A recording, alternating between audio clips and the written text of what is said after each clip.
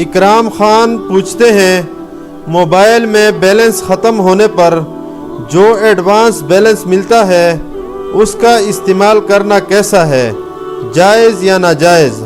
اکرام بیٹا، جو advance balance بندہ لیتا ہے نا موبائل سے، کمپنی سے، یہ نام اس کا بیلنس ہے، اصل میں کال سننے کی مدت ہے، یہ بیلنس اور پیسہ نہیں ہے۔ اگر یہ پیسہ ہے تو آپ جا کر اس کو چھڑوا لیجئے، دکاندار کے پاس لیجئے، ہاں بھی مجھے کنورٹ کر کے یہ 40 روپے نکال کے دے دو، وہ دیتے ہیں آپ کو۔ بینک لے جائیے آپ اکاؤنٹ والوں کے پاس، 1 روپیہ آپ نہیں نکال سکتے، کہتے ہیں اس کو بیلنس ہے، لیکن یہ کال سننے کی مدت ہے۔